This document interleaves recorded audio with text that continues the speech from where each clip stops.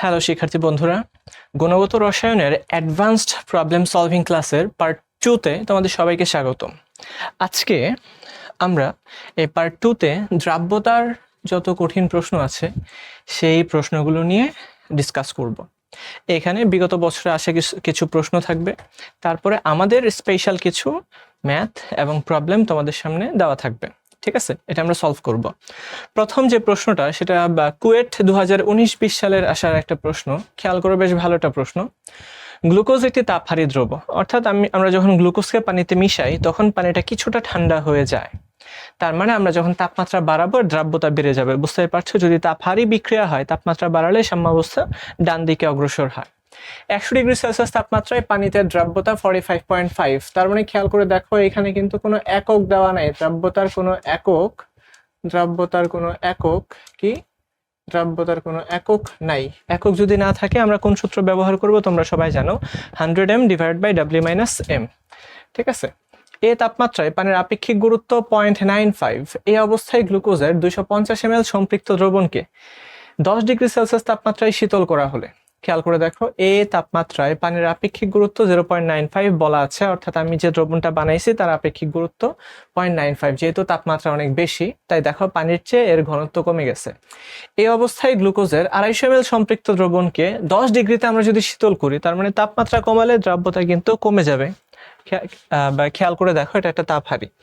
তাহলে 11.5 গ্রাম গ্লুকোজ অধক্ষিপ্ত হয়, তাহলে 10 ডিগ্রি সেলসিয়াস তাপমাত্রায় গ্লুকোজের দ্রাব্যতা কত? তো মনে আছে আমাদের যে সূত্রটা, যে যতটুকু দ্রব্য অধক্ষিপ্ত হবে ডেল্টা এক্স সমান ছিল এই তো S1 - S2 divided by 100 + S1 into ছিল আমাদের ইনিশিয়ালি যে সম্পৃক্ত দ্রব্যটা, সেই সম্পৃক্ত দ্রবণের ভর, তাই না? ইনিশিয়ালি যে সম্পৃক্ত দ্রবণটা দেওয়া আছে সেই সম্পৃক্ত দ্রবণের ভর হচ্ছে W। তাহলে খেয়াল করে দেখো আমাদের S1 কত দেওয়া আছে। S1 হচ্ছে ইনিশিয়াল যে তাপমাত্রা, আমরা যত তাপমাত্রায় শুরুতে ছিলাম, অর্থাৎ এটা হচ্ছে 100 ডিগ্রি সেলসিয়াস তাপমাত্রায় দ্রাব্যতা দেওয়া ছিল 45.5।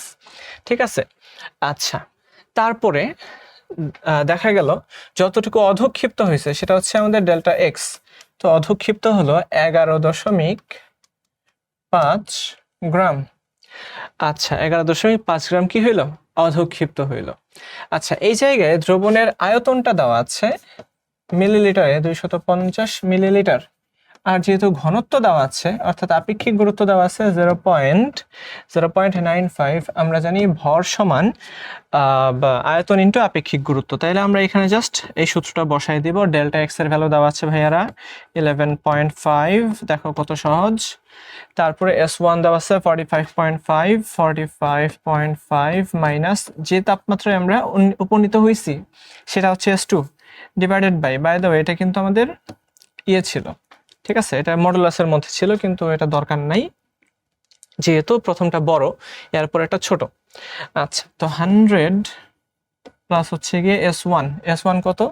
11.5 ইন্টু এটা হচ্ছে 250 ml, মিলিলিটারে থাকতে হবে, না থাকলে কিন্তু মিলিলিটারে নিতে হবে 0.95। আই হোপ তোমরা এটা ক্যালকুলেট করতে পারবা। ক্যালকুলেট করে S2 এর ভ্যালুটা বের করে ফেলবা। S2 সমান কত? ঠিক আছে, এই সূত্রটা তোমরা সবাই জানো, আমরা ক্লাসে পড়াইছি তোমাদেরকে। আচ্ছা, খুবই সুন্দর একটা প্রশ্ন ছিল। এবং আরেকটা বিষয় খেয়াল করে দেখো, তোমরা যদি মনে হয় যে ভাইয়া আমরা এটা বের করতে পারছি না অথবা এটা মিললো কিনা আমরা জানি না, তো তোমরা একটা কাজ করতে পারো, তোমাদের যে ডেডিকেটেড গ্রুপ আছে সেই গ্রুপে কিন্তু তোমরা এই অ্যান্সারগুলো তোমরা আপলোড করতে পারো। ঠিক আছে, আমি চাইলে ক্যালকুলেটরে বসিয়ে এটা বের করে দিতে পারি, তো আমার মনে হচ্ছে যে এটা সময় নষ্ট করার কোনো দরকার নাই। আচ্ছা, 50 ডিগ্রি সেলসিয়াস তাপমাত্রায় স্ট্রনশিয়াম হাইড্রোক্সাইডের দ্রাব্যতার গুণফল অনেক কম। দেখো 27 × 10⁻², 22। স্ট্রনশিয়াম হাইড্রোক্সাইডের ঘনমাত্রা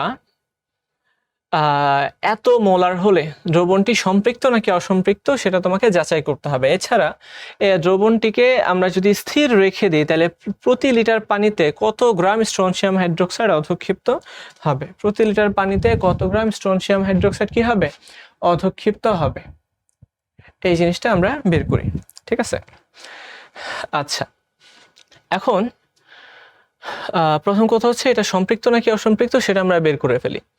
এর দ্রাব্যতার গুণফল দেওয়া আছে এবং স্ট্রনশিয়াম হাইড্রোক্সাইডের ঘনমাত্রা দেওয়া আছে এত। ঠিক আছে, স্ট্রনশিয়াম হাইড্রোক্সাইডের ঘনমাত্রা যদি এত হয় তো আমরা বুঝতেই পারবো স্ট্রনশিয়ামের ঘনমাত্রা যদি দেখি যে এটা সম্পূর্ণ পরিমাণে ভেঙে গেছে তাইলে আর কি স্ট্রনশিয়ামের ঘনমাত্রা হবে 0.0015, ঠিক আছে। আর হাইড্রোক্সিলের ঘনমাত্রা কত হবে, যেহেতু এটা ডাবল, হাইড্রোক্সিলের দ্বিগুণ আছে তাই এর দ্বিগুণ হবে, তার মানে 0.003 এত মোলার। তো এখান থেকে আমরা কি করব, এটার কেআইপি বের করব, স্ট্রনশিয়াম হাইড্রোক্সাইডের কেআইপি বের করব। এটা স্ট্রনশিয়াম 2+ আর হচ্ছে হাইড্রোক্সিল স্কোয়ার, ঠিক আছে, হাইড্রোক্সিল স্কোয়ার। আচ্ছা, এখন খেয়াল করে দেখো এই কাজটাই কিন্তু করা হয়েছে। এটা আমরা স্ট্রনশিয়ামের ঘনমাত্রা বের করলাম 0.0015, আর এখানে আমরা 2 দ্বারা গুণ করে হাইড্রোক্সিলের ঘনমাত্রাটাও বের করছি, সেটা কত 0.003 মোলার। আচ্ছা, তো কেআইপি আমরা বের করে দেখলাম কত আসে 1.35 × 10⁻8 মোল পার লিটার, যেটা কিনা কেএসপি থেকে অনেক বড়। কেএসপি থেকে যেহেতু বড়, তার মানে স্ট্রনশিয়াম হাইড্রোক্সাইড ভাইরা যতটুকু আছে সেটা সম্পৃক্ত অবস্থার ঘনমাত্রার চেয়ে অনেক বেশি আছে। তার মানে বুঝতেই পারছো এটা একটা অতিপৃক্ত দ্রবণ, এবং এটাকে যদি আমরা স্থির রেখে দিই কিছুক্ষণ পরে এক্সট্রা যে তোমার দ্রবটা সেটা অধঃক্ষিপ্ত হবে। আচ্ছা, আবারও খেয়াল করে দেখো তোমার এই সংশ্লিষ্ট বিক্রিয়া কিন্তু জানা থাকতেই হবে, তাই না? সংশ্লিষ্ট এই বিক্রিয়াটাই তো। আচ্ছা, অথবা এটা জানা না থাকলেও কিন্তু আমাদের কোনো সমস্যা নাই। এখানে খেয়াল করো এক্স এর ভ্যালু 1 আর ওয়াই এর ভ্যালু 2, অর্থাৎ হাইড্রোক্সিলের যে ঘনমাত্রা এটা সেটা 2। আচ্ছা, আমরা কেএসপির রাশিমালা সবাই আমরা জানি, এরকম ভাবে বসাই দিলাম। 4s³ আসবে সেটা অবশ্যই। তো কেএসপি সমান 4s³, এটা আলাদা করে এরকম সূত্র দরকার ছিল না, এটা থেকে আমরা অটোমেটিক কেএসপি সূত্রটা বের করে ফেলতে পারি। তো খেয়াল করে দেখো সম্পৃক্ত অবস্থার যে ঘনমাত্রা যাকে আমরা দ্রাব্যতা বলি সেটা হচ্ছে 8.8 × 10⁻8 মোলার। তো এই অবস্থায় কতটুকু দ্রবীভূত থাকতে পারে আমরা সেটাই বের করব, ঠিক আছে। তো এই অবস্থায় কতটুকু দ্রবীভূত, বা আমরা যদি মোল বের করে ফেলি, খেয়াল করে আর ঘনমাত্রা দেওয়া আছে, আমরা যদি আয়তনটা দ্বারা গুণ করে দিই তাহলে আমরা মোল সংখ্যা পেয়ে গেলাম, তাই না? আচ্ছা, তো মোল সংখ্যা যেহেতু পেয়ে গেছি, দেখো এখানে কিভাবে আমরা মোল সংখ্যাটা পাইছি, এখানে আয়তন কি দেওয়া আছে, হ্যাঁ, প্রতি লিটার পানিতে, তাই না? যেহেতু প্রতি লিটার পানি দেওয়া আছে, আমরা প্রতি লিটার পানিতে 1 দ্বারা দেখো ঘনমাত্রা যা হবে তার মোল সংখ্যা তাই হবে। আচ্ছা, এত মোল কি হবে, এটা অধঃক্ষিপ্ত হবে। খেয়াল করো এই পরিমাণ শুরুতে ছিল এত মোল, আর আচ্ছা আমরা ডিরেক্ট মোল দিয়ে লিখে ফেলি, কারণ দেওয়া আছে আয়তন সমান 1। আয়তন যদি 1 হয় আমরা জানি n সমান s × v, n সমান কি s × v, n সমান s × v, v যেহেতু 1, n সমান s, এটা আমরা লিখতেই পারবো, এটা কোনো সমস্যা না। তো এত মোল অধঃক্ষিপ্ত হবে। দেখো সম্পৃক্ত অবস্থায় এতটুকু দ্রবীভূত অবস্থায় থাকতে পারে, তাই না? এত মোল স্ট্রনশিয়াম হাইড্রোক্সাইড দ্রবীভূত থাকতে পারে, আর অতিপৃক্ত অবস্থায় এত মোল দেওয়া আছে। তো যতটুকু দ্রবীভূত থাকবে সেটাই দ্রবণে থাকবে, আর বাকিটুক বের হয়ে যাবে, এই এতটুক বের হয়ে যাবে। এখন আমরা কি করব, স্ট্রনশিয়ামের যে ভর 121.62, এই ভরটা অবশ্যই কোশ্চেনে দেওয়া থাকবে, বুঝছো? স্ট্রনশিয়ামের ভর এবং এটা আমি এখানে লিখে নাই, তো স্ট্রনশিয়ামের আণবিক ভর আমি একটু লিখেই দিই। স্ট্রনশিয়াম হাইড্রোক্সাইড 121.62, 121.62, এই হচ্ছে স্ট্রনশিয়ামের আণবিক ভর। আচ্ছা, এটা এখানে দেওয়া আছে 0.62, এটা দ্বারা আমরা গুণ করে দিছি। তো প্রতি লিটারে আমরা কিন্তু প্রতি লিটারের জন্য বের করতেছি, প্রতি লিটারে এতটুকু অধঃক্ষিপ্ত হবে। যদি 5 লিটারে বলতো আমরা শুরুতে সেইভাবে বের করতাম এবং এখানে 5 দ্বারা গুণ করে দিতাম। তো আই হোপ তোমরা বিষয়টা বুঝতে পারছো, এটা খুবই সহজ মানে তুমি যদি প্র্যাকটিস করো তাহলে সহজ। আচ্ছা, এরকম আরেকটা ম্যাথ আসবে, খেয়াল করে দেখো, বেশ সুন্দর একটা ম্যাথ বলা চলে, এবং এটা আমি বলবো দ্রাব্যতার যদি সবচেয়ে কঠিন কোনো ম্যাথ থাকে সেই ম্যাথটা হচ্ছে এটা, বুঝতে পারছো? আচ্ছা, কোন দ্রবণে লেড এবং জিঙ্ক উভয়ের ঘনমাত্রা এত দেওয়া আছে। এই তথ্যগুলো ইম্পর্টেন্ট, ঠিক আছে? আমার কোশ্চেনটা মুখস্থ হয়ে গেছে বলে করতে করতে আমি জানি যে কোন ইনফরমেশনগুলো আমার লাগবে, সেটা আমি জানি। তো তোমরাও এরকম ভাবেই একটু প্র্যাকটিস করো, একটু বেশি বেশি প্র্যাকটিস করো, তোমাদের জন্য ইজি হবে। হাইড্রোজেন সালফাইডের সম্পৃক্ত দ্রবণে হাইড্রোনিয়াম আয়নের ঘনমাত্রা কত হলে lead 2+ আয়ন অধক্ষিপ্ত হবে কিন্তু জিঙ্ক 2+ আয়ন অধক্ষিপ্ত হবে না। আচ্ছা খেয়াল করে দেখো, lead 2+ কেন অধক্ষিপ্ত হবে? মেবি তার দ্রাব্যতার গুণফল অনেক কম, তার দ্রাব্যতা অনেক কম। আর জিঙ্ক 2+ অধক্ষিপ্ত হবে না, এর কারণ হচ্ছে জিঙ্ক 2+ এর দ্রাব্যতার গুণফল একটু বেশি, অর্থাৎ এর দ্রাব্যতা একটু বেশি। আচ্ছা আমরা একটু খেয়াল করে দেখি, জিঙ্ক সালফাইডের দ্রাব্যতার গুণফল দেখো কত। জিঙ্ক সালফাইডের দ্রাব্যতার গুণফল হচ্ছে tan ইনভার্স 21, আর lead সালফাইডের দ্রাব্যতার গুণফল tan ইনভার্স 23, অর্থাৎ 100 গুণ। আমরা দ্রাব্যতার গুণফলের বেসিসে যদি চিন্তা করি তো প্রায় 10 গুণ বেশি। জিঙ্ক সালফাইড 10 গুণ বেশি দ্রবণীয়। আচ্ছা তার মানে আমরা বুঝতে পারছি যে জিঙ্ক সালফাইড এমন সালফারের একটা নির্দিষ্ট ঘনমাত্রায় হয়তোবা lead আগে অধক্ষিপ্ত হয়ে যাবে, lead সালফাইড আগে অধক্ষিপ্ত হয়ে যাবে। যার দ্রাব্যতা কম সে আগে অধক্ষিপ্ত হবে, যার দ্রাব্যতা বেশি সে সহজে অধক্ষিপ্ত হবে না। আচ্ছা এখন দেখো একটা মজার বিষয় খেয়াল করো, বলা হয়েছে যে এই পিএইচ এর মান কত হলে বা হাইড্রোনিয়াম আয়নের ঘনমাত্রা কত হলে lead আয়ন অধক্ষিপ্ত হবে কিন্তু জিঙ্ক 2+ অধক্ষিপ্ত হবে না। দেখো কিসে থেকে কি, এই প্রোটনের ঘনমাত্রার সাথে ভাইয়ারা এই lead এবং জিঙ্কের সম্পর্ক কি, এই প্রশ্নটাই কিন্তু আসতে পারে। দেখো প্রোটনের ঘনমাত্রার সাথে lead এবং জিঙ্কের সম্পর্ক কি? হ্যাঁ ভাইয়ারা একটা সম্পর্ক আছে।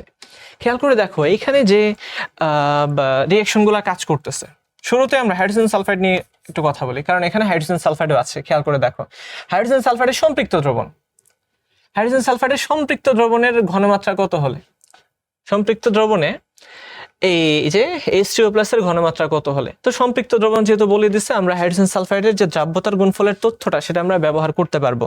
আই হোপ এই কনসেপ্টটুকু তোমাদের মাথায় আছে। তো দেখো হাইড্রোজেন সালফাইড এটাকে যখন আমরা এটাকে পানির হাইড্রোলাইসিসটা দেখাইলাম না, ডিরেক্ট আমরা H+টা দিয়ে দিই, H+ এর ঘনমাত্রাটা আমরা বের করব। H+, দুইটা H+ আর হচ্ছে সালফাইড 2-। এবার খেয়াল করে দেখো এই যে জিঙ্ক সালফাইড এটাও কেমনে ভাঙে ভাইয়ারা, জিঙ্ক 2+ হিসেবে ভাঙে আর সালফার 2- হিসেবে ভাঙে। তারপরে lead সালফাইড কেমনে ভাঙে, lead সালফাইড ভাঙে হচ্ছে lead 2+ আর হচ্ছে সালফার 2-, সালফাইড 2-। একটা বিষয় খেয়াল করে দেখো ভাইয়ারা, এই হাইড্রোজেন সালফাইড যত বেশি ভাঙবে, হাইড্রোজেন সালফাইড যত বেশি ভাঙবে এখানে কিন্তু সালফারের ঘনমাত্রা তত বেশি পরিমাণে তৈরি হবে, সালফার কিন্তু তত বেশি পরিমাণে থাকবে। আমি আবারও বলি, হাইড্রোজেন সালফাইড যত বেশি ভাঙবে, এটা যত বেশি ভাঙবে সালফারের ঘনমাত্রা তত বেশি বেড়ে যাবে। সালফারের ঘনমাত্রা বেড়ে গেলে বুঝতেই পারতেছো এই এগুলো সাম্যাবস্থাগুলো বাম দিকে আসবে, অর্থাৎ lead সালফাইড অধক্ষিপ্ত হবে, তারপরে জিঙ্ক সালফাইড অধক্ষিপ্ত হবে। তার মানে এই দুইটার অধক্ষেপণ ডিপেন্ড করতেছে আমাদের হাইড্রোজেন সালফাইডের ঘনমাত্রার উপরে। এবার চিন্তা করো হাইড্রোজেন সালফাইডের কতটুকু ভাঙবে বা না ভাঙবে, এটা কিন্তু আবার ডিপেন্ড করতেছে প্রোটনের উপরে বা এর এই সলিউশনের পিএইচ এর উপরে। তো এই সলিউশনের পিএইচ অর্থাৎ প্রোটন যদি কমে যায়, খেয়াল করো প্রোটন যদি কমে যায় তাহলে হাইড্রোজেন সালফাইড বেশি বেশি ভাঙবে, বেশি বেশি ভেঙে সালফার বেশি বেশি তৈরি করবে এবং এদেরকে আবার উল্টা দিকে অধক্ষিপ্ত করে ফেলবে। তার মানে বুঝতেই পারছো যদি সাইমালটেনিয়াস অনেকগুলো থাকে, অনেকগুলো যদি ইকুইলিব্রিয়াম থাকে, সেই ক্ষেত্রে আমরা দেখতে পাই যে এই একটা ইকুইলিব্রিয়াম আর একটা ইকুইলিব্রিয়ামের উপরে প্রভাব বিস্তার করতে পারে। আর কোনো একটা ইকুইলিব্রিয়ামে যদি প্রোটন রিলেটেড থাকে বা হাইড্রোক্সিল রিলেটেড থাকে, সেই ক্ষেত্রে পিএইচটাও সরাসরি অধক্ষেপণের উপরে কাজ করে। এবং আরেকটা বিষয় খেয়াল করে দেখো, আমরা কিন্তু এই হাইড্রোজেন সালফাইড দিয়ে এই রিঅ্যাকশনটা দিয়ে আমরা সম আয়ন প্রভাব কাজে লাগিয়ে আমরা বিভিন্ন পদার্থের অধক্ষেপ করে থাকতাম, মনে করে দেখো। আচ্ছা তো এখানে এটাই বলছে যে প্রোটনের ঘনমাত্রা কত হলে, তাহলে আমরা বুঝতেই পারছি ভাইরা প্রোটনের ঘনমাত্রা যদি কমে যায় তাহলে এটা বেশি বেশি ভাঙবে এবং এটা বেশি বেশি তৈরি হবে। তার মানে প্রোটন যত কমে যাবে, দেখা যাবে কমতে কমতে কমতে কমতে হঠাৎ করে এই lead সালফাইড অধক্ষিপ্ত হওয়া শুরু করবে। আমরা ধরে নিচ্ছি প্রোটনের ঘনমাত্রা x1 যে এই lead সালফাইড অধক্ষিপ্ত হওয়া শুরু করলো, ঠিক আছে। এই প্রোটনের ঘনমাত্রা কমতে কমতে যদি x2 হয়ে যায়, হয়তোবা ওইটার চেয়ে বেশি কমে গেলেই জিঙ্ক সালফাইড অধক্ষিপ্ত হতো। তার মানে আমরা যেটা করব, শুরুতে x1 এর ভ্যালুটা বের করব, x1 এর ভ্যালু থেকে পরবর্তীতে আমরা x2 এর ভ্যালুটা বের করব। তবে এতটুকু মাথায় রাখবা এই x2টা কিন্তু এই x1 এর চেয়ে কম হবে, কারণ প্রোটনের ঘনমাত্রা যত কম হবে তত বেশি সালফার আয়ন তৈরি হবে, যত বেশি সালফার আয়ন তৈরি হবে এরাও তত দ্রুত অধঃক্ষিপ্ত হওয়া শুরু করবে। যেহেতু লেড সালফাইডের দ্রাব্যতার গুণফল অনেক কম, তাই এই লেড সালফাইডটা আগে অধঃক্ষিপ্ত হবে ধরে নিচ্ছি এক্স মোলার ঘনমাত্রার জন্য। পরবর্তীতে যখন আরও কমাইতে থাকবো তখন হয়তোবা জিঙ্ক সালফাইডে অধঃক্ষিপ্ত হওয়া শুরু করবে, কিন্তু আমরা জিঙ্ক সালফাইডের অধঃক্ষেপণ পর্যন্ত যাব না, অর্থাৎ x2 এর বেশি রাখবো ঘনমাত্রাকে আর x1 এর কম রাখবো। দ্যাট মিনস আমাদের অ্যান্সারটা হবে এরকম যে H প্লাসের ঘনমাত্রা এরকম হবে, এই x1 এর চেয়ে কম কিন্তু ভাইয়ারা x2 এর চেয়ে বেশি। দেখো এই জিনিসটা তোমরা বুঝো কিনা, x1 এর চেয়ে কম কিন্তু x2 এর চেয়ে বেশি।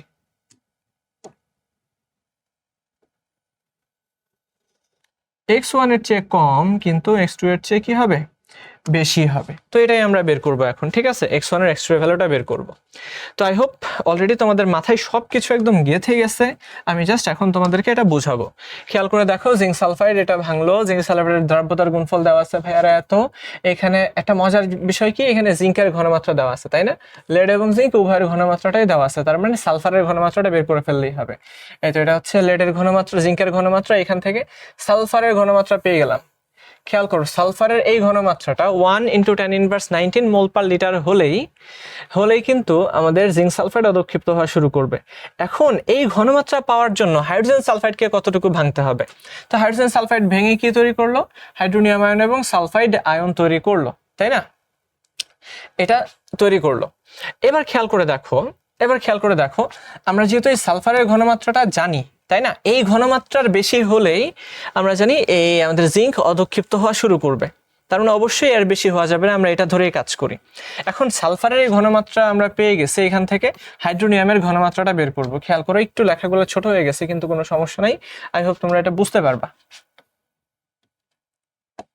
এই দেখো, এই KSP অফ হাইড্রোজেন সালফাইড, অর্থাৎ দুইটা হাইড্রোজেন এই স্কোয়ার আর হচ্ছে গিয়ে সালফাইড, দুইটা হাইড্রোজেনের স্কোয়ার আর কি সালফাইড। এখান থেকে সালফাইডের ঘনমাত্রা আমরা জানি, এই তো H3O+ এর ঘনমাত্রা আমরা বের করে ফেললাম। H3O+ এর ঘনমাত্রা কত দেখো তো ভাইয়েরা, এত 0.033166। অর্থাৎ এই প্রোটনের ঘনমাত্রা যদি ভাই এর চেয়ে কমে যায় তাহলে সালফারের ঘনমাত্রা কিন্তু বেড়ে যাবে, অর্থাৎ এর চেয়ে কমা যাবেই না। প্রোটনের ঘনমাত্রাটা এত 0.033166, এর চেয়ে কমা যাবেই না, ঠিক আছে। আচ্ছা, এর চেয়ে কমে গেলে কিন্তু সালফার অধঃক্ষিপ্ত হওয়া শুরু করবে। আচ্ছা ঠিক আছে, তার মানে আমরা আমাদের x2টা পেয়ে গেছি, এই হচ্ছে আমাদের x2। আই হোপ এটা তোমরা বুঝতে পারছো। জিঙ্ক সালফাইড দিয়ে আমরা যেটা বের করছি সেটা হচ্ছে আমাদের x2, এর চেয়ে বেশি থাকতে হবে। আচ্ছা, এবার আমরা x1 বের করব কার তথ্য থেকে? লেড সালফাইডের তথ্য থেকে। তাহলে খেয়াল করে দেখো, আবার আমরা লেড সালফাইডের KSP এর ভ্যালুটা বসায় দেই, আর এখানে যেহেতু লেডের ঘনমাত্রা আমরা জানি, এখানে আমরা সালফারের ঘনমাত্রাটা পেয়ে যাব। তো সালফারের ঘনমাত্রা কত বের হইছে? 10⁻21 মোল পার লিটার বের হইছে। এই 10⁻21 মোল পার লিটারের জন্য আবার কি করব? হাইড্রোজেন সালফাইডের KSP থেকে এই প্রোটনের ঘনমাত্রাটা বের করব। এই তো আমরা প্রোটনের ঘনমাত্রাটা বের করে ফেলবো। এখানে আমরা দেখতে পাচ্ছি প্রোটনের ঘনমাত্রা কত? 0.332। ভাইয়ারা খেয়াল করে দেখো, এটাই কিন্তু আমাদের x1। অর্থাৎ এই ঘনমাত্রার চেয়ে আমি যদি কমায় দেই তাহলে লেড অধঃক্ষিপ্ত হবে। তো এটার চেয়ে কমাইতে যখন আমি এটা হচ্ছে 0.03316, তার মানে আমাদের x1 হচ্ছে কি, আমরা দেখতে পাচ্ছি 0.332 মোল পার লিটার বা মোলার, আর x2 খেয়াল করে দেখো 0.0332 মোল পার লিটার। তার মানে আমরা শুরুতেই বলছিলাম, দেখো এই জিঙ্ক সালফাইডের দ্রাব্যতা কিন্তু লেডের দ্রাব্যতার চেয়ে একটু বেশি, 10 গুণ বেশি ছিল, তাই না? তো যার দ্রাব্যতা বেশি সে একটু পরে অধঃক্ষিপ্ত হবে। আচ্ছা, আমরা পেয়ে গেছি, অর্থাৎ ঘনমাত্রা এত এর কম হওয়া শুরু করলেই লেড সালফাইড অধঃক্ষিপ্ত হবে। আর এটা কমতে এই পর্যন্ত যখন আসবে ততক্ষণ পর্যন্ত জিঙ্ক সালফাইড অধঃক্ষিপ্ত হবে না, এর চেয়ে কমাই দিলেই জিঙ্ক সালফাইড অধঃক্ষিপ্ত হবে। তার মানে আমাদের অ্যান্সার আমরা পেয়ে গেছি, সেটা হচ্ছে এই প্রোটনের ঘনমাত্রা 0.332 মোলারের চেয়ে কম হবে, কিন্তু 0.033 মোলারের চেয়ে বেশি হবে। তো এই হচ্ছে আমাদের অ্যান্সার। এর বেশি হলেই, এই রেঞ্জের মধ্যে থাকলেই শুধুমাত্র, এবং দেখা যাবে অধিকাংশ লেড অদক্ষিপ্ত হয়ে যাবে, এর মধ্যেই অধিকাংশ লেড অদক্ষিপ্ত হয়ে যাবে, কিন্তু কোনো জিঙ্ক 2+ আয়ন অদক্ষিপ্ত হবে না। তো এই হচ্ছে তোমাদের এই প্রশ্নের ব্যাখ্যা, এবং এটা বেশ কঠিন একটা প্রশ্ন ছিল। যদি আসে, এটা কিন্তু অনেকেই ছেড়ে আসার কথা, এই প্রশ্নটা অনেকেই ছেড়ে আসার কথা পরীক্ষার হল থেকে। আচ্ছা, এবার দেখো, 60°C তাপমাত্রা 150 গ্রাম পটাশিয়াম নাইট্রেট দ্রবণকে সম্পৃক্ত করতে গেলে তাতে আরো 22 গ্রাম পটাশিয়াম নাইট্রেট যুক্ত করতে হয়। তার মানে 150 গ্রাম পটাশিয়াম নাইট্রেট এর একটা দ্রবণ দেওয়া আছে, তার মানে এটা কিন্তু অসম্পৃক্ত আছে। তার মানে 150 গ্রাম যে সলিউশনটা আছে এটা কি অসম্পৃক্ত। আর অসম্পৃক্ত কোনো সলিউশন নিয়ে আমাদের কোনো চিন্তা নাই, এবং এই তথ্য আমাদের কোনো কাজে লাগবেও না। ঠিক আছে, তো এখানে আমরা যদি 22 গ্রাম পটাশিয়াম নাইট্রেট যুক্ত করি, আমরা যদি এর মধ্যে 22 গ্রাম পটাশিয়াম নাইট্রেট যুক্ত করি, অর্থাৎ 22 গ্রাম দ্রব্য যদি আমরা অ্যাড করি, আমি প্লাস করে লিখে দিলাম, যদি অ্যাড করি তাহলে এটা সম্পৃক্ত হয়। বেশ ভালো, ঠিক আছে, বুঝলাম। তারপর বলা হয়েছে অথবা, তার মানে যেহেতু এটা অসম্পৃক্ত, হ্যাঁ অবশ্যই এর মধ্যে কি আছে, পানির যতটুকু প্রয়োজন ছিল তার চেয়ে বেশি আছে, তাই না? অথবা দ্রব্য যতটুকু ছিল তার চেয়ে দরকার তার চেয়ে কম ছিল। তো 22 গ্রাম দরকার ছিল, কম আছে, তাই আমরা এটা দিয়ে দিলে সম্পৃক্ত হয়ে যাবে। অথবা এই 22 গ্রামের জন্য যতটুকু পানির প্রয়োজন ছিল, বা ওই পানিটার জন্য যতটুকু পানির প্রয়োজন ছিল, সেই পানিটাকে আমরা যদি বাষ্প করে উড়াই দেই, তাইলেও কিন্তু এটা সম্পৃক্ত হয়ে যাবে। তাহলে কত গ্রাম পানি এখানে বলা আছে, আমরা যদি 20 গ্রাম পানিকে বাষ্প বানায় দিই, অর্থাৎ মাইনাস করে দেই, তাইলেও এটা সম্পৃক্ত হয়ে যায়। তাহলে ওটা কি হয়ে যায়, সম্পৃক্ত হয়ে যায়। এখন দেওয়া আছে পটাশিয়াম নাইট্রেটের সম্পৃক্ত দ্রবণের ঘনত্ব এত, তাইলে 60°C তাপমাত্রায় পটাশিয়াম নাইট্রেটের দ্রাব্যতা কত?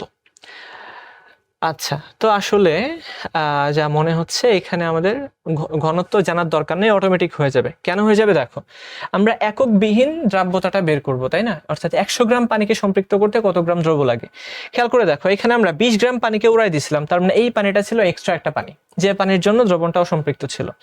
এই পানিটার জন্যই খেয়াল করে দেখো 22 গ্রাম দ্রব্য, যেটা কিনা এক্সট্রা ছিল, 22 গ্রাম দ্রব্যটা প্রয়োজন ছিল, কারণ এক্সট্রা পানির জন্য এক্সট্রাই তো দ্রব্য লাগবে। আমরা যদি এটাকে অসম্পৃক্ত ভাবি, তার মানে এখানে পানি বেশি আছে, দ্রব্য অথবা কম আছে। একই তো, পানি কতটুকু বেশি ছিল, 20 গ্রাম পানি বেশি ছিল।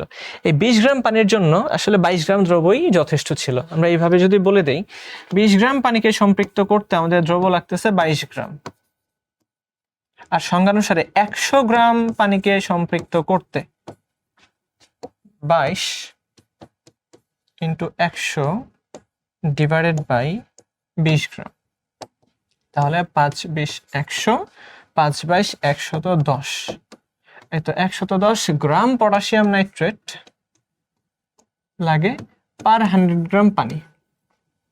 এই হচ্ছে আমাদের এই একক। আমরা এটাকে অ্যান্সার লেখার সময় এইভাবে লিখব।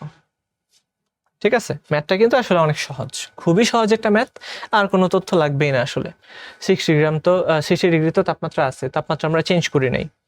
আচ্ছা, তার মানে এই 20 গ্রাম এই পানিটার জন্য আসলে ওই এক্সট্রা 22 গ্রাম দ্রব্যই প্রয়োজন ছিল। আচ্ছা, তাহলে 1 গ্রামের জন্য কত আর 100 গ্রামের জন্য কত, কাহিনী শেষ। এবার আমরা আরো স্পেশাল কিছু ম্যাথ নিয়ে আসি, সেটা হচ্ছে 25 ml of 0.05 molar barium nitrate is mixed with 25 ml of attomolar sodium fluoride. KSP of barium fluoride যদি এত হয়, তাহলে the ratio of barium 2+ and fluoride square and KSP is, আমাদের রেশিও বের করতে হবে। আচ্ছা, আমরা বের করে ফেলবো, কোনো সমস্যা নাই। দেখো, তোমাদেরকে আমরা এমন ভাবে ক্লাসে পড়াইছি, আই হোপ তোমরা নিজেরাই এগুলা সলভ করে ফেলতে পারবা। আচ্ছা, তাহলে দেখি এটার কেএসপি তো দেওয়াই আছে। হাই হাই, এটা বেশ সহজ। তো কেএসপি দেওয়াই আছে, into tan inverse 6,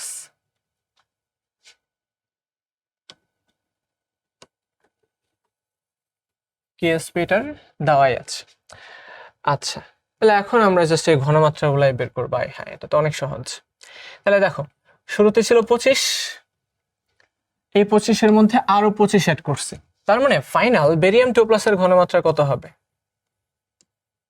final barium 2+ এর ঘনমাত্রা তো শুরুতে ছিল 0.05, যখন আয়তন দ্বিগুণ হয়ে গেছে 25 + 25 50, 50-এর মধ্যে অবশ্যই এটা অর্ধেক হয়ে যাবে, 0.025 মোলার, অর্ধেক হয়ে গেছে ভাইরা। এত বিস্তারিত লেখার দরকার নেই, তোমরা জাস্ট ধুপধাপ করে লিখে ফেলো। আচ্ছা, আর লাগবে হচ্ছে ফ্লোরিন। আচ্ছা দেখি তো, ফ্লোরাইডের ঘনমাত্রা কত? ফ্লোরাইডের ঘনমাত্রা 5 × 10⁻⁶, 0.5 × 10⁻⁶, এটাকে আমরা যদি অর্ধেক করে দেই, তাই না? না, এটা তো না, এটা হচ্ছে 0.02, এটাকে অর্ধেক করে দিলে কত হয়? 0.01 মোলার। তো আয়তন দ্বিগুণ, ঘনমাত্রা অর্ধেক, কাহিনী শেষ, ল অফ ডাইলেশন। তো এটার ঘনমাত্রা আমরা পেয়ে গেছি, আর হচ্ছে কেএসপি তো দেওয়া আছেই, তাহলে আমরা রেশিওটা বের করে ফেলি। বেরিয়াম 2+, মনে হইতে পারে যে ভাইয়ারা অনেক কঠিন, কিন্তু এটা কিন্তু এমসিকিউ, ঠিক আছে? এই প্রবলেমটা আসলে এটা এমসিকিউ এর প্রবলেম। তোমাদের বুয়েট, কুয়েট, রুয়েট, চুয়েটে যখন এমসিকিউ আসে এই ধরনের প্রবলেম আসতে পারে। আর হচ্ছে কেএসপি আমরা বসায় দেই। বেরিয়ামের দেওয়া আছে 0.25, আচ্ছা 0.025 ইন্টু ফ্লোরাইডের ঘনমাত্রা 0.01, তার এটাকে তো স্কোয়ার করতে হবে, এখানে স্কোয়ার আছে, স্কোয়ার করলে কত হবে? 0.123, তারপর একটা 1, আর নিচে কত? 5 × 10⁻⁶, 0.5 × 10⁻⁶। আচ্ছা, তাহলে এটাকে আমরা খুব সহজেই সলভ করে ফেলতে পারবো। এখানে আমরা যদি বলি যে 25 × 10⁻3, আর এখানে আছে 1 2 3 4, 10⁻4, এটা হয়ে যাবে 10⁻7, আর এখানে যেটা 0.5 × 10⁻, আছে এটাকে আমরা লিখে ফেলতে পারবো 5 × 10⁻7, এক ঘর ডানে নিয়ে গেলাম, 10⁻7 10⁻7 কাটাকাটি গেল, আর হচ্ছে 5 × 5 = 25, এটা ডিরেক্ট ইন্টিজার চলে আসে 5, ঠিক আছে? নিয়ারেস্ট ইন্টিজারও না, এটা ডিরেক্ট ইন্টিজার চলে আসে 5 অ্যান্সার। আচ্ছা, the solubility of A salt. আচ্ছা, এখানে সলিবিলিটি দেওয়া আছে, পিএইচ দেওয়া আছে, এখানে আবার বের করতে বলা হয়েছে। আচ্ছা, কেএসপি দেওয়া আছে, সলিবিলিটি বের করতে বলা হয়েছে। আচ্ছা ঠিক আছে, the solubility of A salt of week acid AB at pH 3, তৃতীয় পিএইচে is y × 10⁻3 mol per liter, the value of y is, তার মানে আমাদের সলিবিলিটি বের করতে হবে। তো খেয়াল করো, এই পিএইচ এর সাথে সলিবিলিটি সম্পর্ক আমরা প্রথমে একটা ম্যাথ করছি, তাই না? যখন সাইমালটেনিয়াস অনেকগুলো ইকুয়েশন থাকে, সেই ক্ষেত্রে ধরো যে এমন একটা জিনিস, একটা অ্যাসিড আছে, এই অ্যাসিডটা ভেঙে H+ তৈরি করে, আর ধরো যে B- তৈরি করে। আর একটা সল্ট আছে AB, এটা ভেঙে A+ তৈরি করে আর B- তৈরি করে, A+ তৈরি করে আর কি B- তৈরি করে। তার মানে এই যে সাইমালটেনিয়াস ইকুইলিব্রিয়াম হইলো, এই সাইমালটেনিয়াস ইকুইলিব্রিয়ামে কিন্তু এই পিএইচ এর উপরে এই সলিবিলিটিটা ডিপেন্ড করে, তাই না? এটাকে আমরা বলি কমন আয়ন ইফেক্ট। এটাকে আমরা কি বলি? কমন আয়ন ইফেক্ট, এটাকে আমরা কমন আয়ন ইফেক্ট বলি। তো সেই কেসে এই পিএইচ কেএসপি এবং এই যে আমাদের সল্ট কতটুকু ভাঙে, তার যে বা অ্যাসিড কতটুকু ভাঙে, অ্যাসিড ডিসোসিয়েশন কনস্ট্যান্ট বা আয়োনাইজেশন কনস্ট্যান্ট এই তো দেওয়া আছে। Value of the ionization constant, আমাদের অ্যাসিডের আয়োনাইজেশন কনস্ট্যান্ট, এটা দেওয়া আছে Ka। তো এই অ্যাসিডটা কতটুকু ভাঙবে, তারপর সেখান থেকে কতটুকু H+ তৈরি হবে, তার উপরে আবার এই এর কেএসপি কত, এই সবগুলা যদি জানা থাকে সেক্ষেত্রে আমরা সলিবিলিটি বের করতে পারি। এটা প্রমাণ করাটা খুব কঠিন কোনো বিষয় না। খেয়াল করে, তোমার অ্যাসিডের বিয়োজন ধ্রুবক দেওয়া আছে, অ্যাসিডের বিয়োজন ধ্রুবক। আচ্ছা, তারপরে এই অ্যাসিড ভেঙে কতটুকু H+ তৈরি করলো সেটা, তারপরে যে লবণটার সলিবিলিটি বের করব তার কেএসপি, ঠিক আছে? যেহেতু AB আছে, তার মানে আমরা বলতেই পারতাম সলিবিলিটি সমান হচ্ছে √KSP, তাই না? তো এখানে √KSP কেন হবে না? কারণ এই জায়গায় আমাদের একটা কমন আয়ন আছে B-, তো এখানে H+ এর কনসেন্ট্রেশনের উপর ভিত্তি করে B- টা ওঠানামা করবে। H+ বেড়ে গেলে B- যাবে কমে, H+ কমে গেলে B- যাবে বেড়ে, B- যত বেড়ে যাবে ভাই সলিবিলিটি তত কমে যাবে। তার মানে H+ বাড়ার সাথে সাথে আমার এই সলিবিলিটি কিন্তু কমে যাবে। এইখানেই এই কিছু একটা বিষয় দেওয়া আছে, ঠিক আছে? H+ যদি বেড়ে যায়, সরি এইচ প্লাস বেড়ে গেলে এই বি মাইনাসের কনসেন্ট্রেশন যাবে কমে, এটা কমে গেলে সলিবিলিটি বেড়ে যাবে। আচ্ছা, তার মানে এইচ প্লাসের সাথে এই যে আমাদের সলিবিলিটির কিন্তু ভাই ডিরেক্ট একটা সম্পর্ক আছে, তো এই জন্য এই জিনিসটা এখানে দেওয়া আছে দেখো। আচ্ছা, এটার বিয়োজন ধ্রুবক খেয়াল করে দেখো, এটার বিয়োজন ধ্রুবক যত বাড়বে তত তত কিন্তু এর সলিবিলিটি কমে যাবে। ঠিক আছে, বিয়োজন ধ্রুবক এটার যত বাড়বে, এটার বিয়োজন ধ্রুবক যত বাড়বে এর সলিবিলিটি তত কমে যাবে। কেন ভাই? কারণ বিয়োজন ধ্রুবক বাড়লে বেশি বেশি বি মাইনাস তৈরি হবে, বি মাইনাস যত বেশি বেশি তৈরি হবে সাম্যাবস্থা তত বাম দিকে আসবে, বাম দিকে এসে সলিবিলিটি কমাই দিবে। তার মানে এই সম্পর্কগুলো আমাদের কিন্তু ভালো করে বুঝতে হবে। ঠিক আছে, মনে রাখার কৌশল কি ভাইয়ারা? রুট ওভার কেএসপি অবশ্যই এই জাতীয় একটা লবণ হইতে হবে, জাস্ট একটা ডাবল সল্ট হইতে হবে যেখানে দুইটা মাত্র আয়ন আছে। কেএসপি, তারপরে প্রোটন বাড়ার সাথে সাথে সলিবিলিটি বেড়ে যাবে, আবার কে বাড়ার সাথে সাথে সলিবিলিটি কমে যাবে +1, এভাবে আমরা মাথায় রাখবো। আচ্ছা, এটার প্রমাণ তোমাদের দেখানো একদমই অনুচিত। তাহলে আমরা যদি ভ্যালুটা বসায় দিই, ভ্যালুটা বসায় দিলে আমরা কি পাবো? এই কেএসপি এর ভ্যালু দেওয়া আছে 2 × tan ইনভার্স 10, তারপরে এই জায়গায় H প্লাস এর কনসেন্ট্রেশন যেহেতু pH দেওয়া আছে আমরা বের করে ফেলতে পারবো tan ইনভার্স 3, pH দেওয়া আছে 3, এটা হবে tan ইনভার্স 3। আর কি এর ভ্যালু দেখো, অ্যাসিডের বিয়োজন ধ্রুবক। আচ্ছা, আয়নাইজেশন কনস্ট্যান্ট অফ অ্যাসিড কিন্তু এটা অ্যাসিডের বিয়োজন ধ্রুবক tan ইনভার্স 8 প্লাস হচ্ছে গিয়ে 1। তো এটা যখন আমরা বসায় দিব, সলিবিলিটি ছিল y * tan ইনভার্স 3। তো এই জায়গায় আমরা y এর ভ্যালুটা পেয়ে যাব 4.47। তোমরা জাস্ট এটা ক্যালকুলেটরে বসায় দাও, ক্যালকুলেটরে এটা বসায় দিলে এটা হয়ে যাবে 4.47 × tan ইনভার্স 3। আই হোপ এই সূত্র তোমাদের যদি মুখস্থ থাকে তাহলে আর কোনো সমস্যা হবে না।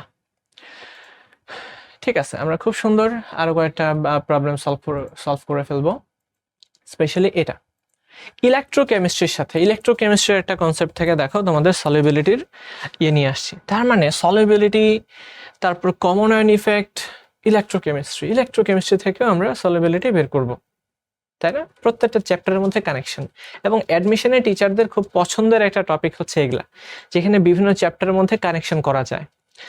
আচ্ছা, find the solubility product of a saturated solution of silver chromate in water at 298 if the EMF of the cell, দেখো একটা সেলের EMF দেওয়া আছে Ag থেকে Ag+ স্যাচুরেটেড। এই তো আমাদের বাম পাশে যে অ্যানোড যে সেলটা আছে, দেখো এটা তো অ্যানোড, আমরা জানি বাম পাশে যেটা থাকে সেটা হচ্ছে অ্যানোড সেলের মধ্যে কি আছে? Ag+ আছে। Ag+টা কাকে দিয়ে স্যাচুরেটেড? এই সিলভার ক্রোমেট দ্বারা স্যাচুরেটেড। আর ডান পাশে ক্যাথোডে কি আছে? সিলভার প্লাস যে কোনো একটা আয়ন আছে আর হচ্ছে Ag। ওটার ঘনমাত্রা আবার আমরা জানি, এবং এটার ইএমএফ আমরা জানি 298 ক্যালভিনে 0.164 ভোল্ট। আচ্ছা, what will be the resultant pH? আচ্ছা, ওটা আমরা পরে বের করবো না, আমরা শুরুতে এই সলিবিলিটি প্রোডাক্টটাই বের করি। এটা হচ্ছে আমাদের কোশ্চেন নাম্বার 1, এটা হচ্ছে কোশ্চেন নাম্বার 2। কোশ্চেন নাম্বার 1টাই আমরা বের করি। আচ্ছা, তাহলে আমাদের বের করা লাগবে সিলভার ক্রোমেটের কেএসপি সলিবিলিটি প্রোডাক্ট। তাহলে ওইখান থেকে আমাদের লাগবে সিলভারের ঘনমাত্রা, যেহেতু দুইটা আছে তার স্কোয়ার, আর ক্রোমেট আয়নের ঘনমাত্রা। আচ্ছা, বাই দ্য ওয়ে, এই সিলভার ক্রোমেট কিন্তু এটা স্যাচুরেটেড অবস্থায় আছে। যদি স্যাচুরেটেড থাকে তার মানে কোনো অদক্ষেপ নাই, যতটুকু দ্রবীভূত হয় ততটুকু দ্রবীভূত আছে। তার মানে আমরা যদি সিলভারের ঘনমাত্রা জেনে যাই তাহলে অবশ্যই ক্রোমেটের ঘনমাত্রাও জানবো, CrO4 2-, তাহলে এটার ঘনমাত্রা আমাদের বের করা খুব বেশি একটা সমস্যা হবে না। সিলভারের ঘনমাত্রা যা হবে ক্রোমেটের ঘনমাত্রা তার অর্ধেক হবে। ঠিক আছে, আমরা বের করে ফেলি এটা। খেয়াল করে দেখো, ইএমএফ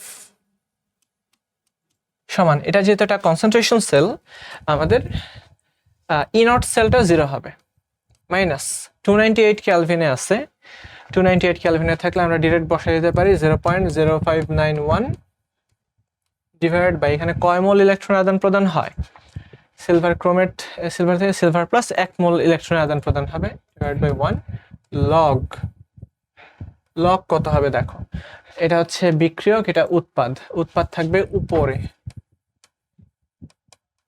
Ag+, আর নিচে হচ্ছে নিচে হচ্ছে ক্যাথোডের Ag+ থাকবে, অ্যানোড আর হচ্ছে ক্যাথোড, অ্যানোড আর ক্যাথোড।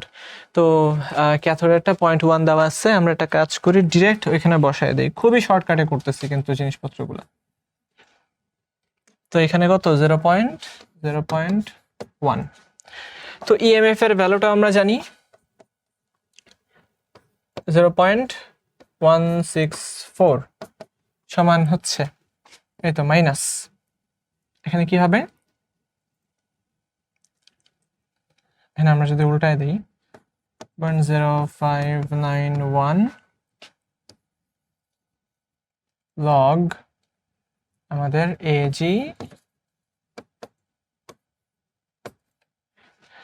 প্লাস আর নিচে আছে 0.1, ঠিক আছে।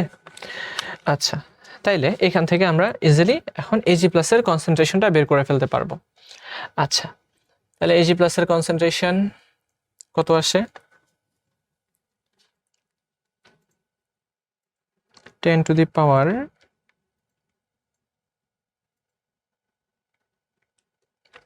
minus 0.164 divided by 0.0591। আচ্ছা, এত ইন্টু 0.1।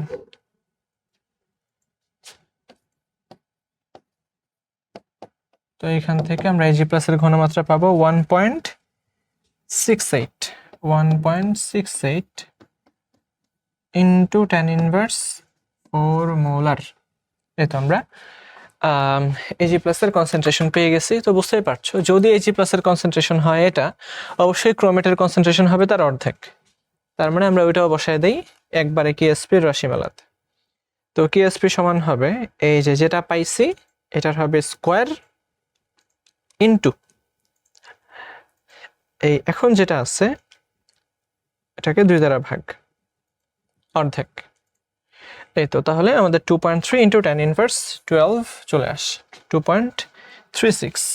তাহলে আমরা একবারে বসাই দিই Ksp সমান হচ্ছে 2.36 ইন্টু 10⁻12। তো আমি আবারও বলি, সিলভার যেহেতু এটা সম্পৃক্ত অবস্থার ঘনমাত্রা, এটা যেহেতু স্যাচুরেটেড অবস্থার ঘনমাত্রা, তো সিলভার যতগুলো থাকবে ক্রোমেট তার অর্ধেক থাকবে। তখন তার ঘনমাত্রা আমরা জাস্ট Ksp এর রাশিমালাতে বসাই দিব এবং Ksp এর ভ্যালু আমরা পেয়ে যাব। বলা হয়েছে what will be the resultant pH when 200 ml of aqueous solution of HCl is mixed with 300 ml of aqueous solution of NaOH। আচ্ছা, আর পিচ দেওয়া আছে এত ভাইয়া, এটা হচ্ছে পরিমাণগত রসায়নের একটা ম্যাথ, এটা হয়তোবা ওটার সাথে চলে আসছে, ঠিক আছে। এরপর আমরা এরপরের ম্যাথ সলভ করি। The solubility product Ksp of calcium hydroxide at 25 degrees Celsius is এত। A 50 ml of saturated solution of calcium hydroxide is mixed with equal volume, এত equal volume এর কথা বলা আছে, equal volume of 0.4 molar sodium hydroxide. So how much calcium hydroxide in milligrams is precipitated? How much calcium hydroxide in milligrams is precipitated? তার মানে এই প্রেসিপিটেশনের math already আমরা একটা সলভ করছি, আর এটা ম্যাথ আসছে, দেখো আর এটা তোমাদের ক্লারিফিকেশনের জন্য। আচ্ছা, তো সলিবিলিটি প্রোডাক্ট Ksp দেওয়া আছে ক্যালসিয়াম হাইড্রোক্সাইডের। এখন একটা ক্যালসিয়াম হাইড্রোক্সাইডের সলিউশন দেখো দেওয়া আছে, আমাদের কাজ হচ্ছে এই যে এখানে একটা সমায়ন প্রভাব কাজ করবে, এই সমায়নের প্রভাবে কতটুকু অধক্ষিপ্ত হবে আমরা সেটাই বের করব। আচ্ছা দেখি এই সলিউশনের মধ্যে আমাদের কতটুকু ক্যালসিয়াম হাইড্রোক্সাইড আছে আমরা সেটা হিসেব করি। সবাই একটু মনোযোগ। ক্যালসিয়াম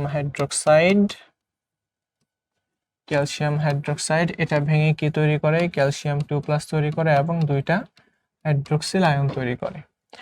আচ্ছা, তো যেহেতু ইকুয়াল ভলিউমের সোডিয়াম হাইড্রোক্সাইড অ্যাড করা হয়েছে, তার মানে এইখানে এই স্যাচুরেটেড সলিউশনটা একটু কিছুটা কমে যাবে। আচ্ছা দেখি, তো ওইখানে আমাদের ক্যালসিয়ামের ঘনমাত্রা হয়ে যাবে স্যাচুরেটেড সলিউশন। আচ্ছা,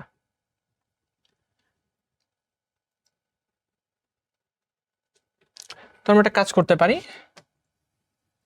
এই Ksp থেকে আগে এর সলিবিলিটি বের করতে পারি। তো আমরা জানি কেএসপি, এটা হয়ে যাবে, যেহেতু দুইটা হাইড্রোক্সিল আছে, 4s কিউব। এস সমান আমরা বলতে পারবো cubic root of Ksp divided by 4। আচ্ছা, আমরা সেটা আগে বের করি।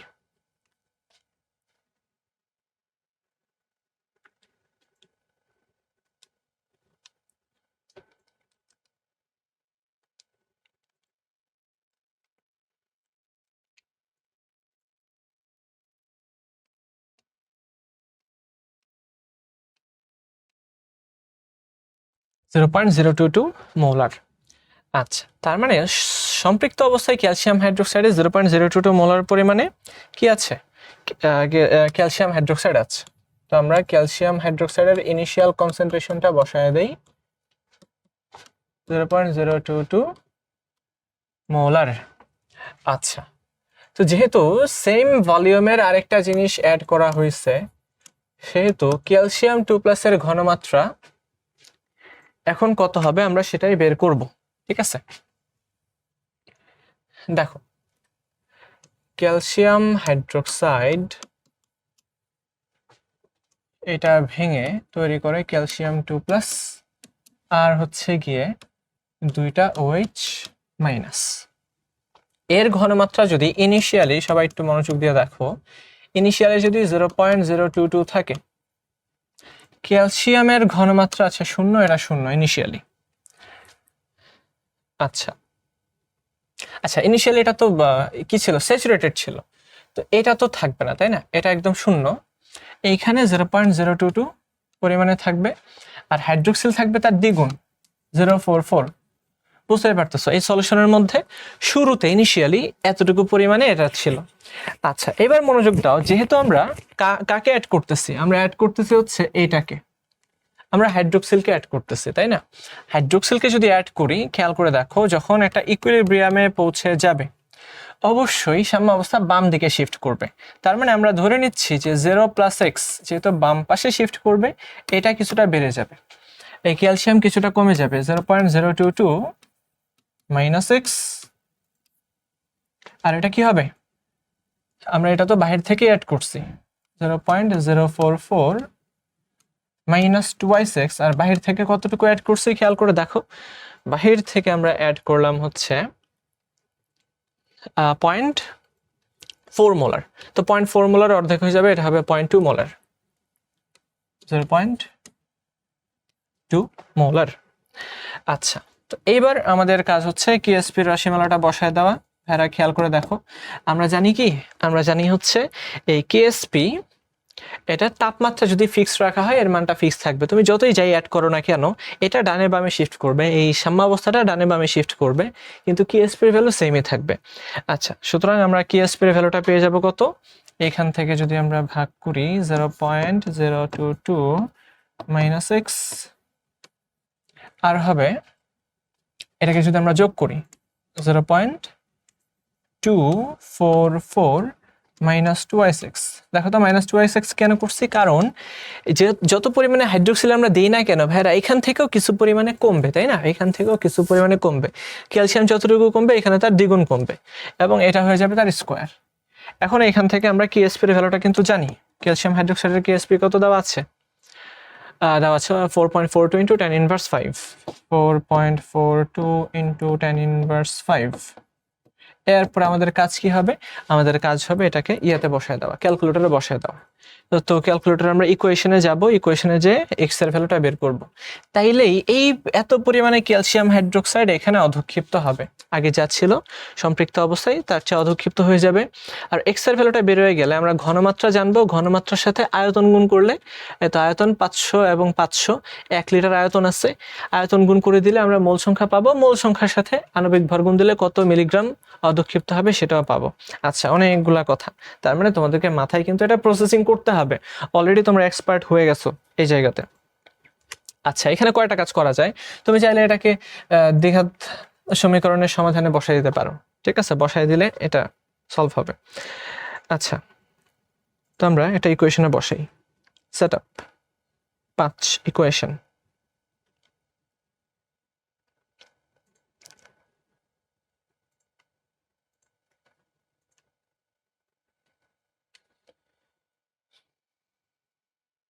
4.42 ইন্টু 10 ইনভার্স 5 সমান, আমরা এখানে সমান চিহ্ন বসাবো হচ্ছে ইয়ে থেকে, আলফা দিয়ে সমান বসাবো।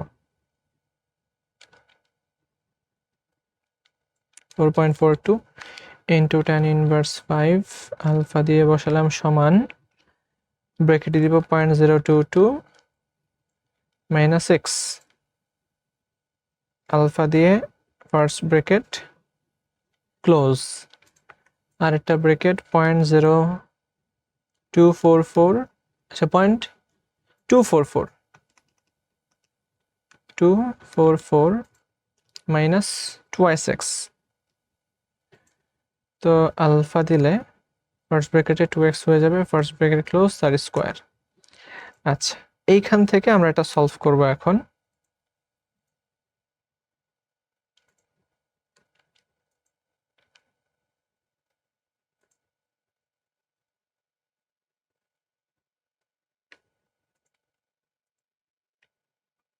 সলভ ফর এক্স, এক্স এর ভ্যালু কত আসে? এক্স এর ভ্যালু চলে আসে 0.0209। একবারে আমরা কিন্তু বসাই দিতে পারি 0.0209 মোলার। তার মানে বোঝাই যাচ্ছে অধিকাংশটাই কিন্তু আবার অধক্ষিপ্ত হয়ে যাবে, তাই না? 0.0209 যেহেতু অধক্ষিপ্ত হয়, আচ্ছা তার মানে অধক্ষিপ্ত মূল সংখ্যা আমরা পেয়ে গেছি, যতটুকু অধক্ষিপ্ত হয়েছে সেটা আমরা পেয়ে গেছি। এক্স এর ভ্যালুটা 0.0209। আমি একটু ভালো করে লিখে দিচ্ছি, ক্যালকুলেটরের ব্যবহার তোমাদেরকে বেশ ভালো করে জানতে হবে। 0.0209 মোলার, এই হচ্ছে এক্স এর ভ্যালু। তো আমরা এক্স এটা কতটুকু ইকুইলিব্রিয়ামে অধক্ষিপ্ত হয়েছে সেটা আমরা দেখাই দিলাম। আচ্ছা, তাইলে এবার আমাদের কাজ কি? এবার আমরা কিন্তু মোল সংখ্যাটাও পেয়ে গেছি। মোল সংখ্যা যেহেতু এস ইন্টু ভি, ভি এর ভ্যালু হচ্ছে 1 লিটার, তার মানে এটা আমরা পেয়ে গেছি 0.0209 মোল। তো এটাকে আমরা কি দিয়ে গুণ করব? এটাকে আমরা গুণ করব হচ্ছে আমাদের ইয়ে দিয়ে 0.0209, এটাকে আমরা গুণ দেব ক্যালসিয়াম হাইড্রোক্সাইডের আণবিক ভর দিয়ে। ক্যালসিয়াম হাইড্রোক্সাইডের আণবিক ভর কত? ক্যালসিয়ামের 40 প্লাস হাইড্রোজেনের 17, 17 দুগুণে 34, 74। আচ্ছা, তার মানে এটা চলে আসে, আমরা যদি গ্রামে নিয়ে আসি 1.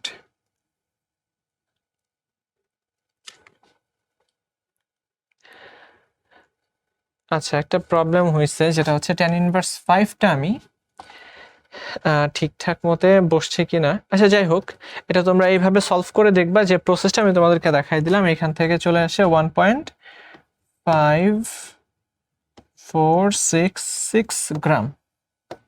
এটাকে আমরা যদি মিলিগ্রামে নেই কত হবে? মিলিগ্রাম নিলে হয়ে যাবে 1546, 1546.6 মিলিগ্রাম।